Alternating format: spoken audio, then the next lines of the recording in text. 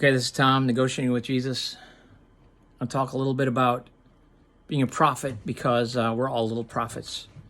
I tried to do this video yesterday, and of course, I took a picture of the first second of the video, and then I talked for about 5 minutes, and then I pressed the button again and took a picture at the end. So I actually wasn't on video. That was very embarrassing, awkward, So, prophets. So what I believe the new teaching of the church, the things that we need to be working on is how do we become prophets? We all want to be prophets. We all are prophets in the world.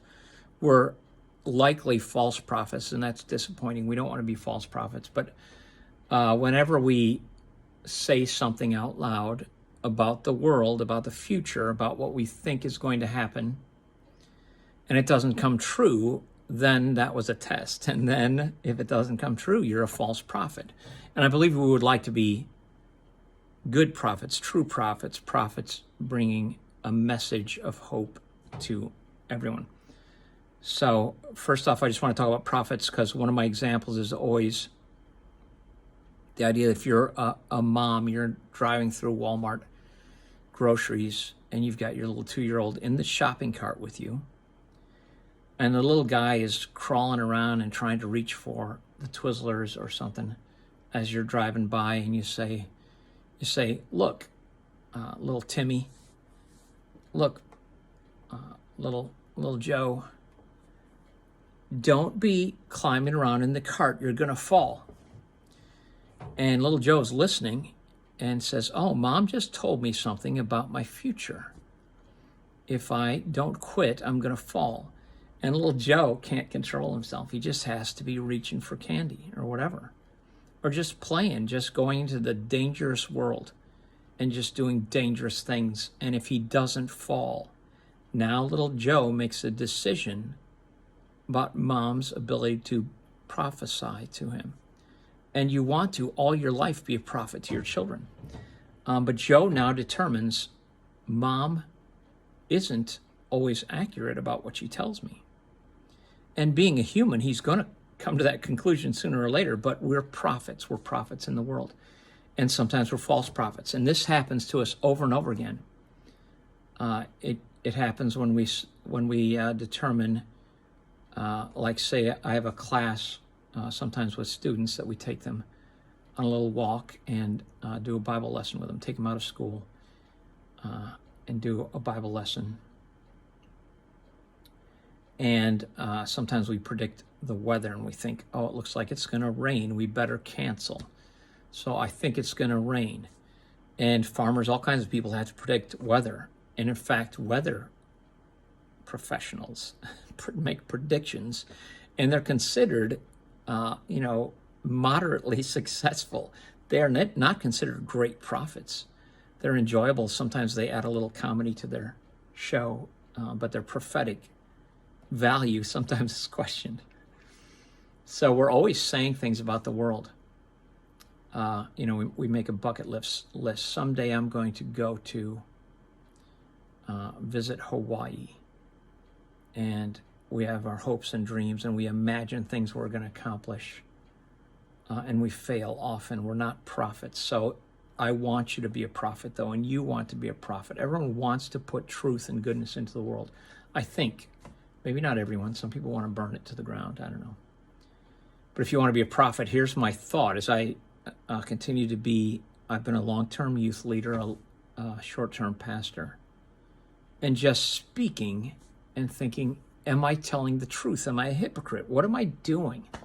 Because I'm someone that just is, I critique myself and I see my failures and I say that if I get one thing right out of 3, one hit, and I would call it like a bloop single. If you're a big league player, you hit one little bloop single out of 3 at bats, you're a Hall of Famer. If you can get a 333 batting average, you're $1 million player. So if I can just get one little truth blooped over the infielders' heads and it lands and I'm safely on base,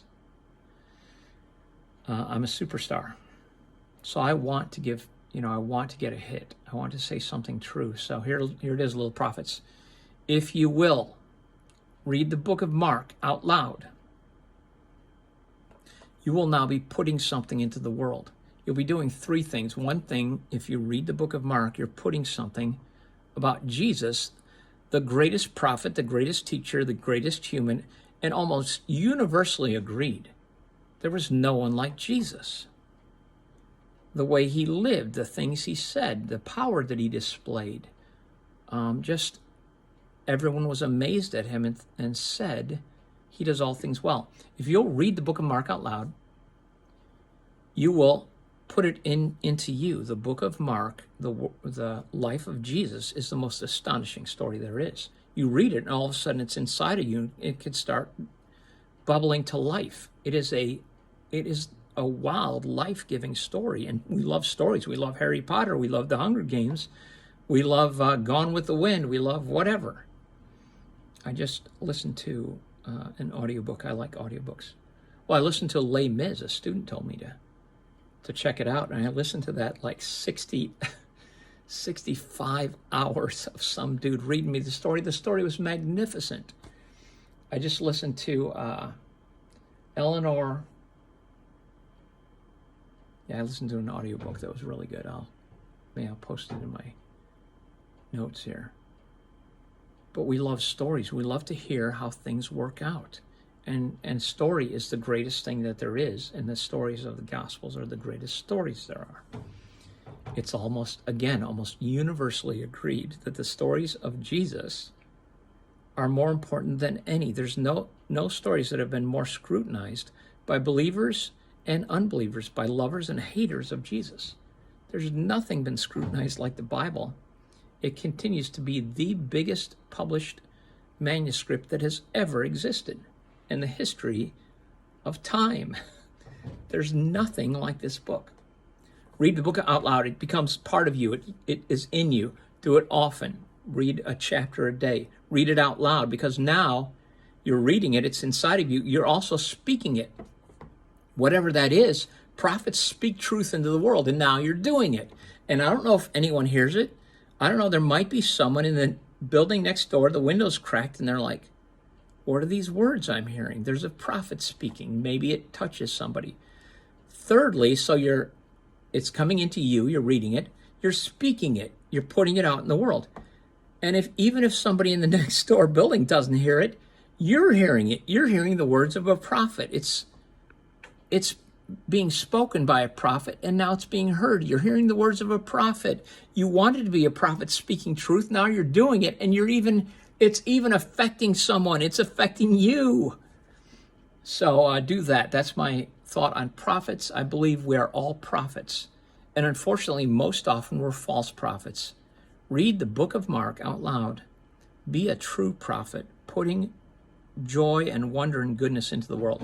There you go. Do that. Thanks for listening. This is Tom, Negotiating with Jesus. I'm actually going to post this up. Look for me again sometime. Like and subscribe. See you later.